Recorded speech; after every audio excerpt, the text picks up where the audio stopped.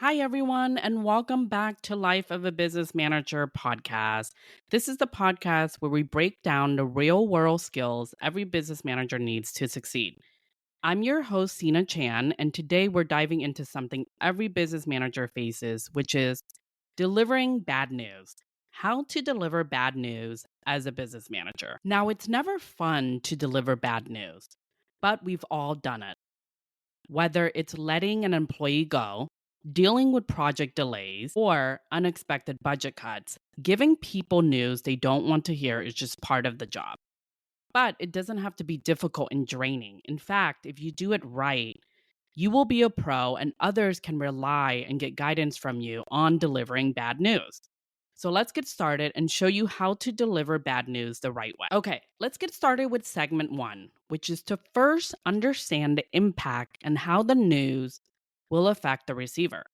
First, which is to ask yourself some questions before delivering the bad news.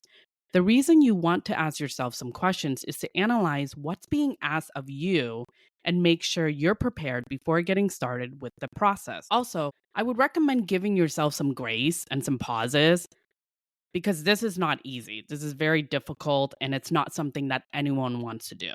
So let's go through some questions to prepare yourself. The first question: are you the right person to deliver the bad news?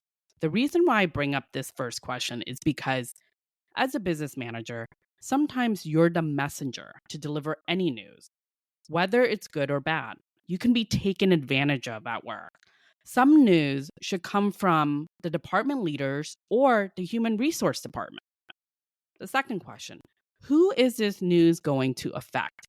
It is always good to understand your audience before delivering any news. The third question: how do you think they're going to react? The fourth question: how will it impact their day, their job, or even their life? For me, as I prepare to deliver the bad news, I try to show empathy as the first step.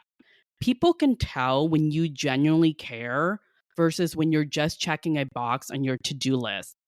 And that makes a big difference in how the message lands to the receiver.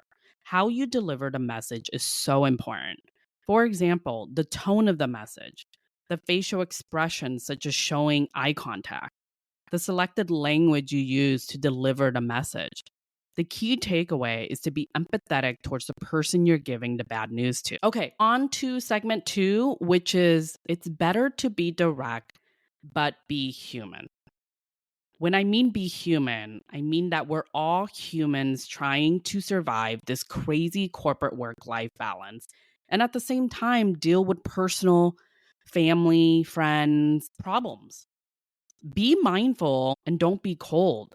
You never know what the other person is going through. So let's go over some examples. Let's say you're trying to tell someone their role is being eliminated. Don't beat around the bush with vague phrases like, we're realigning resources. Be clear. Like, for example, unfortunately, your role is being phased out due to company restructuring. And then pause, let it land to receiver, and listen. Although this might sound generic, it is a clear statement saying that the role is being eliminated. This isn't just about what you say, it's about what the other person needs in that moment. Throughout my years of being a business manager, I've learned to embrace delivering bad news the right way. When I first started in my role, I didn't enjoy delivering any news, whether it was good or bad. In my opinion, I think people will respect and appreciate the honesty at the end of the day.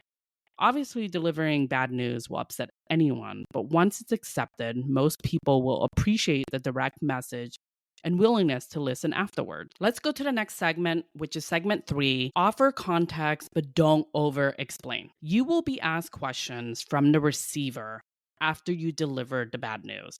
That's only natural. What I would recommend is to answer the question precisely. Do not elaborate.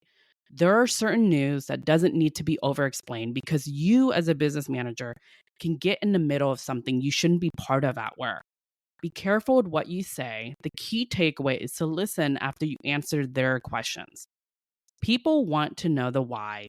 Provide a short, honest explanation, but not a 10-minute speech. For example, due to declining sales in this region, we're having to reduce our team size. Another example, unfortunately, our quarterly financial has caused a crisis and we need to downsize to meet our target. Keep it professional and don't get defensive.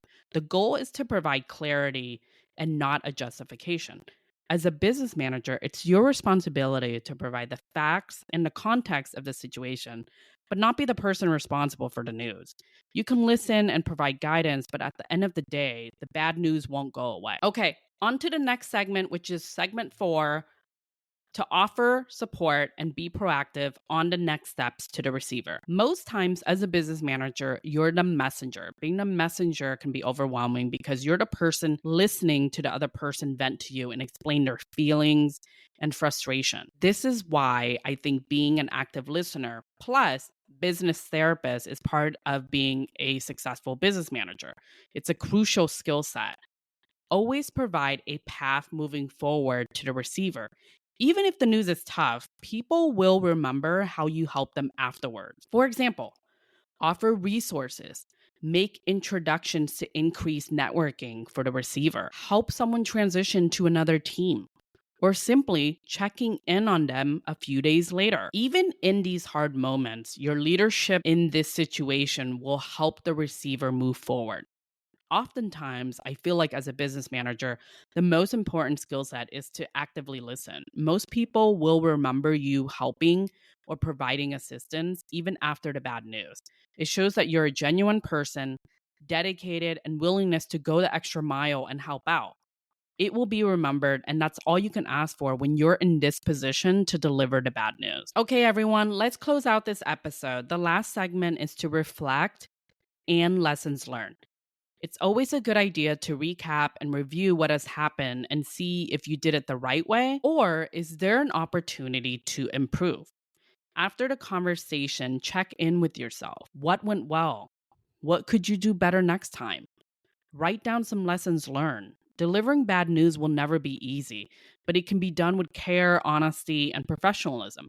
As a business manager, it's best to continue moving forward and growing. Okay, everyone, that is it for our short episode today of Life of a Business Manager. I really hope you enjoyed this episode and took away some advice. And if you've had to deliver tough news lately and you've got a story or some lessons to share to the audience, please feel free and email me in the show notes below. As always, thank you so much for listening, and don't forget to subscribe. Until next time, bye everyone.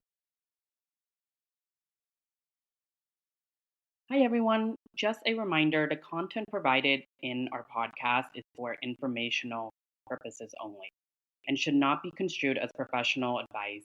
Listeners are encouraged to consult with appropriate professionals before making any business decisions based on the information provided in the podcast. We do not endorse any products or services mentioned unless stated in any of our episodes. Thank you for listening.